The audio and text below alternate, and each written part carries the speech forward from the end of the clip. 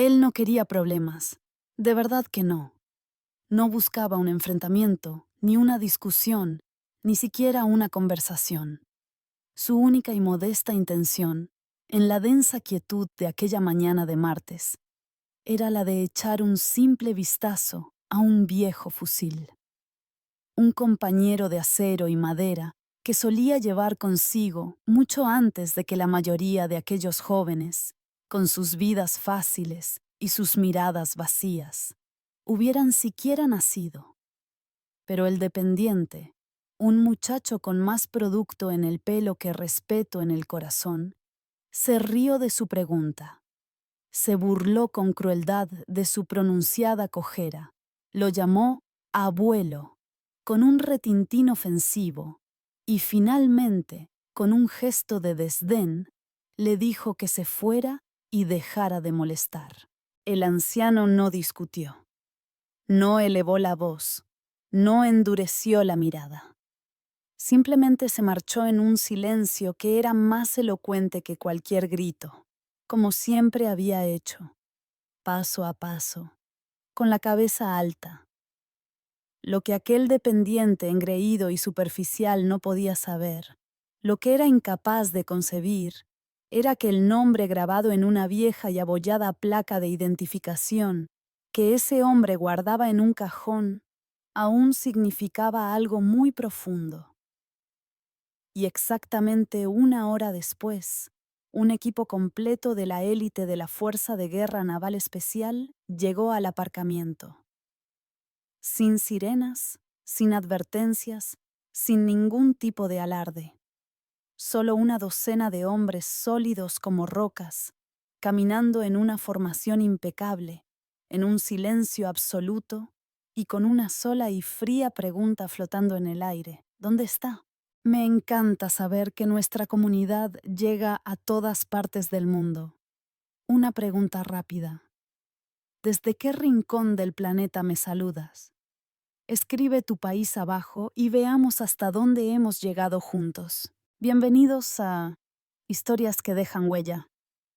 Antes de sumergirnos de lleno en este poderoso relato sobre el desprecio, la lealtad inquebrantable y la redención silenciosa, nos encantaría que nos dijeras en los comentarios desde qué ciudad o país nos estás leyendo hoy. Y cuéntanos si crees que los verdaderos guerreros, los de antes y los de ahora, nunca, jamás, olvidan a uno de los suyos. Te invitamos a suscribirte. Estas historias importan y merecen ser contadas. La armería, bautizada con el pretencioso nombre de Arsenal Táctico, se encontraba en una de las zonas industriales de la periferia, un edificio funcional de bloques de hormigón encajado entre una tienda de cebos de pesca y una ferretería con los carteles descoloridos por el sol. Sus ventanas, cubiertas con un vinilo tan oscuro que parecían pozos de negrura, le otorgaban un aire de autoridad artificial, casi de fortaleza. Dentro, el ambiente era frío y aséptico.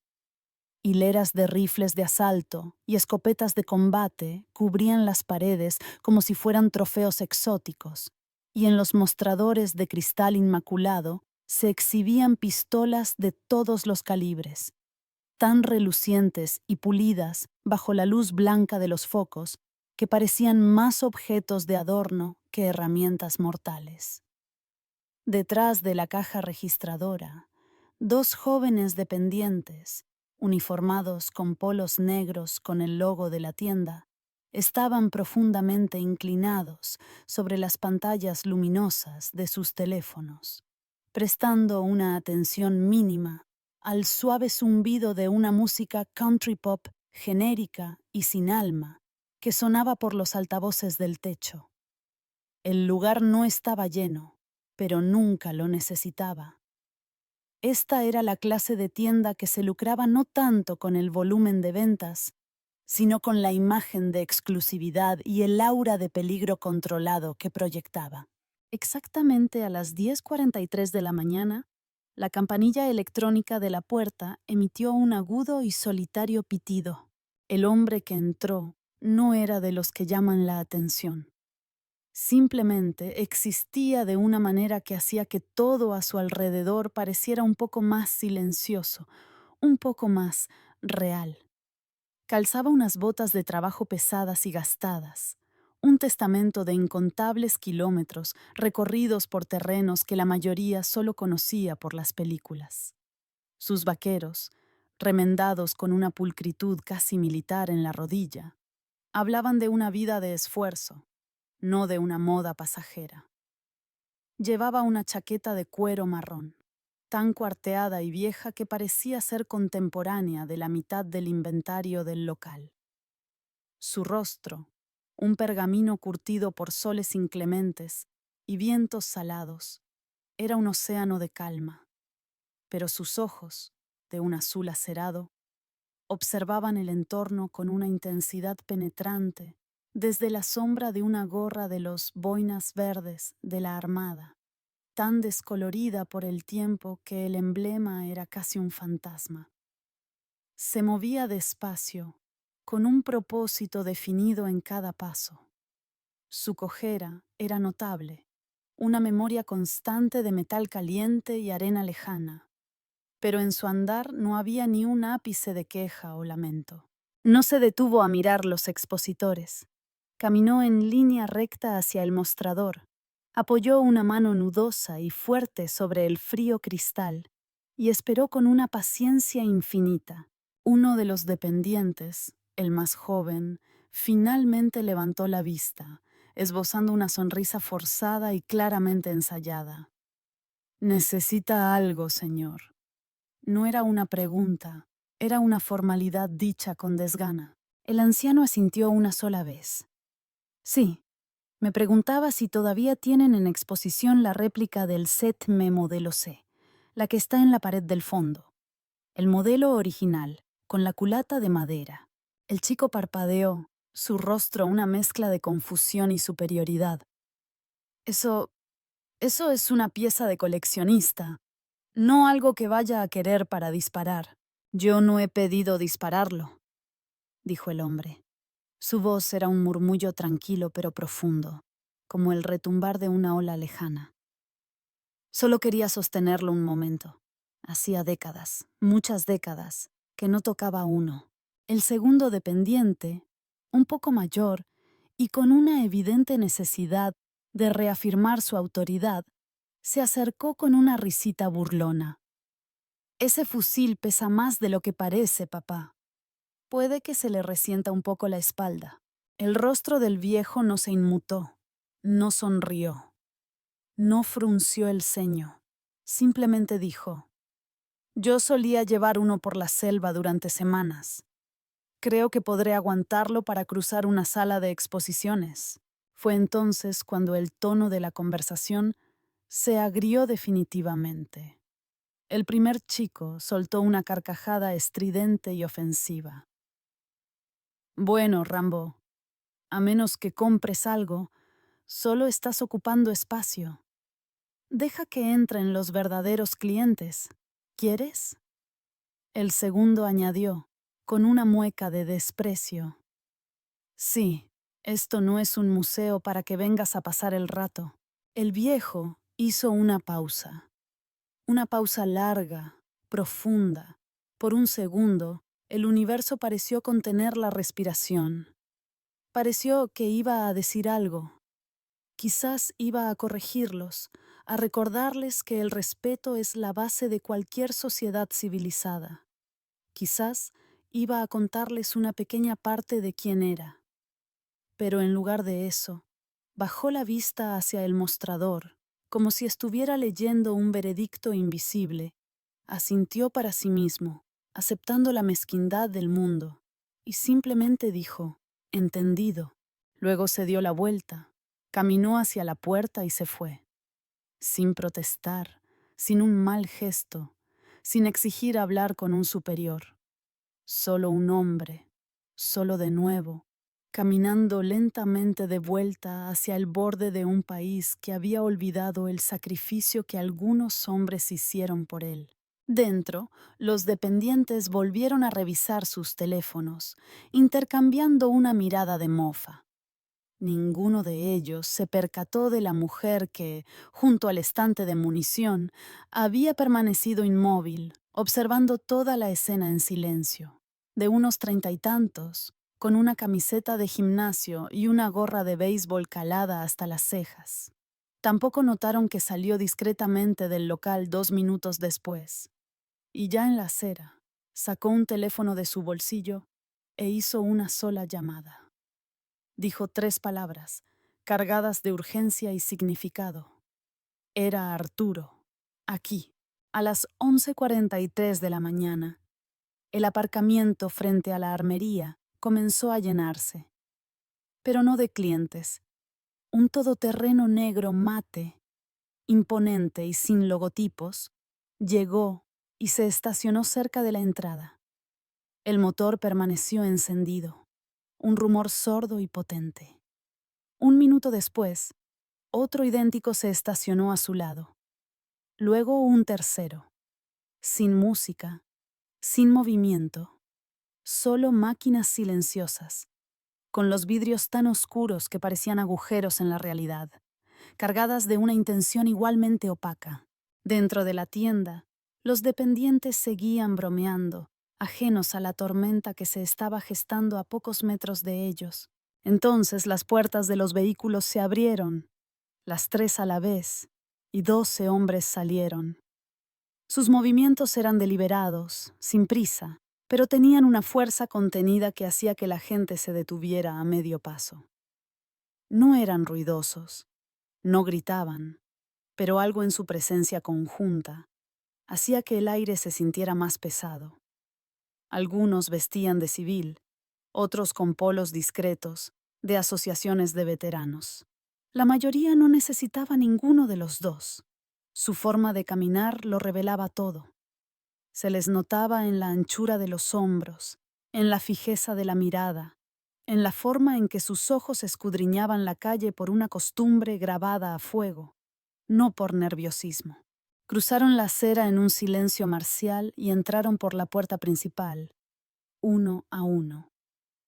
La campanilla sonó suavemente al entrar, e incluso ese sonido les pareció diferente, como una advertencia. No se pronunció ni una sola palabra. Simplemente se desplegaron en una tranquila formación semicircular frente al mostrador, un muro humano de calma y determinación. El dependiente más joven, sentado en un taburete detrás de la caja, apenas levantó la vista de su teléfono. «Bienvenidos, caballeros. ¿Buscan algo específico hoy?», dijo sin mucho interés. Luego levantó la vista y su sonrisa se congeló en una mueca de pánico. 12 hombres, inmóviles, callados, con la mirada fija en él. El mayor de ellos, de cabello canoso, mandíbula cuadrada, un pecho que se adivinaba adornado con hileras de cintas, y el inconfundible tridente de la Fuerza de Guerra Naval Especial en el cuello de su polo, dio un paso al frente. «Hace una hora», dijo con voz tranquila, una voz que no necesitaba elevarse para dominar la estancia. «Uno de los nuestros entró por esta puerta». Su voz no era fuerte, pero impactó con la fuerza de una onda expansiva.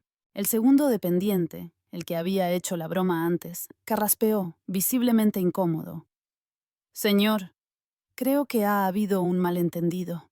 El hombre lo interrumpió con una simple mirada. Una mirada que contenía más autoridad que cualquier grito. «No vino aquí a ser honrado», continuó el veterano. «No pidió ser reconocido.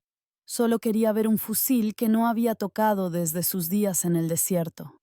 Y su personal se rió de él. Lo llamaron abuelo. Le dijeron que se fuera». Hizo una pausa, dejando que la vergüenza se masticara en el aire. Dejó algo en el mostrador. Un trozo de tela quemado, con los colores de nuestra bandera. Lo sacó de mi uniforme cuando me estaba desangrando en una emboscada en el Sáhara. Me sacó de allí a pie. 22 horas sin radio, sin refuerzos y con un agujero en el costado del tamaño de un puño. Nunca se lo contó a nadie, nunca pidió las gracias. Pero cuando entró aquí hoy, lo trató como a un problema. El empleado más joven tragó saliva con dificultad, sus ojos mirando hacia la puerta como si esperara escapar. El veterano no se movió. No estamos aquí para vengarnos, no necesitamos una disculpa. Pero él no hablará por sí mismo, así que nosotros hablaremos por él. Otro de los hombres se adelantó y colocó una foto sobre el cristal. 8 hombres con los brazos sobre los hombros, cubiertos de polvo y quemados por el sol, pero sonriendo. El hombre del centro, más joven entonces, inconfundible ahora, era el mismo del que se habían burlado hacía una hora. La boca del empleado se abrió ligeramente. No lo sabía. El líder de la formación asintió lentamente. Exactamente. No preguntaste. Sin amenazas, sin exigencias, solo la verdad entregada con el peso de una sentencia. Entonces, el primer hombre se giró y los demás lo siguieron. 12 hombres, saliendo por el mismo camino por el que entraron, sin fanfarrias, sin ruido, dejando solo un silencio que ninguna bala podría replicar. Afuera, una pequeña multitud había comenzado a reunirse, atraída más por el instinto que por la curiosidad. Sacaron los teléfonos, no para filmar, sino para grabar, por si acaso olvidaban cómo se sentía ver algo así. El equipo no los reconoció. No les hacía falta. Volvieron a sus vehículos y se marcharon, uno tras otro, como si nada hubiera pasado. Pero algo sí había pasado, porque dentro de la tienda, el aire no volvía a la normalidad. El dependiente se sentó lentamente, contemplando la foto que aún tenía delante. Por primera vez, se dio cuenta de que no solo había echado a un anciano, había desestimado la historia. Y ahora, el mundo entero estaba a punto de descubrir a quién habían echado realmente. A la 1:47 de la tarde, la foto ya se había viralizado en 3 grupos de Facebook de veteranos. La tomó un cliente que entró justo después de que llegaran los boinas. El pie de foto simplemente decía: si le faltas el respeto a un guerrero, te los llevas a todos. Al principio, la mayoría no entendía el contexto. La publicación se compartió una y otra vez. Entonces, alguien preguntó quién era el anciano al que representaban. Y ahí fue cuando todo cambió. A las 2:15 de la tarde, un nombre surgió en los comentarios: Arturo Valdés. Un hombre que había sido visto por la ciudad durante años, pero que nunca hablaba mucho. Siempre educado, siempre solo. Usaba la misma gorra destartalada de la Unidad de Operaciones Especiales todos los días. Nadie preguntó qué significaba. Hasta ahora. Un comentarista escribió: fue el comandante de mi tío en la misión de Bosnia, en el 93. Salvó a 3 hombres en una emboscada. No volvió a hablar de ello después de volver a casa. Otro añadió: si ese es Valdés, estamos hablando de un fantasma de verdad, el tipo de persona del que solo se oye hablar en susurros en los cuarteles, nunca en las noticias. Alguien encontró un resumen de su historial, granulado y escaneado, enterrado en un archivo militar, y lo subió debajo de la foto. Comandante de la Fuerza de Guerra Naval Especial, Arturo Valdés. Ingresó en 1967. Se retiró en 2005. Cruz al Mérito Naval con distintivo rojo. Medalla de Sufrimientos por la Patria. Múltiples condecoraciones no listadas. Registros que muestran servicio en el Sáhara, los Balcanes, Irak. Más de 35 extracciones de personal confirmadas en zonas hostiles. Sin autobiografía, sin cobertura de prensa, sin entrevistas. Solo décadas de silencio, décadas de hacer el trabajo. A las 3 de la tarde, la estación de noticias local había retomado la historia, titulada simplemente Visita silenciosa. 12 miembros de las fuerzas especiales se presentan en una armería en apoyo a un veterano local. El artículo no dio detalles sensacionalistas, solo hechos. Un hombre había entrado, le habían pedido que se fuera. Una hora después, llegó un equipo, y de repente, una figura silenciosa e ignorada se había convertido en un símbolo de todo lo que la gente había olvidado respetar. En la tienda, el silencio no se había levantado. Los empleados no se habían hablado en más de una hora. La fotografía que dejaron los veteranos estaba en el mostrador. Los clientes que entraron después no preguntaron por municiones ni equipo. Preguntaron quién era el hombre de la foto. Preguntaron si volvería. Un cliente mayor, un infante de marina veterano, se quedó en el mostrador. Miró la foto durante 1 minuto entero, luego la saludó con un gesto marcial y se fue sin decir palabra. A las 4 de la tarde, una publicación digital de veteranos había publicado un breve artículo titulado Los que se quedan cuando te vas. Terminaba con una frase que se citaría miles de veces. Arturo Valdés no necesitaba hablar. Su silencio fue cubierto por 12 voces que optaron por no alzar el suyo. De vuelta en la tienda, el gerente llegó, pálido, con el teléfono en una mano, tratando de procesar lo que acababa de suceder. Se acercó a la vitrina, sacó el set-messé que el anciano le había pedido ver y lo colocó en el mostrador junto a la foto. Entonces tomó una hoja de papel, escribió algo a mano y la deslizó en un marco transparente al lado del arma. Una sola línea de texto. Él lo llevó una vez.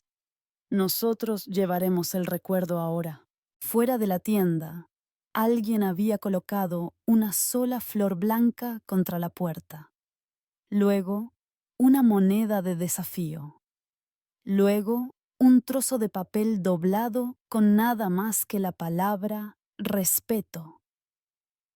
Al anochecer, una pequeña multitud se había reunido. Algunos vinieron a presentar sus respetos. Otros solo querían ver el lugar donde algo real había sucedido.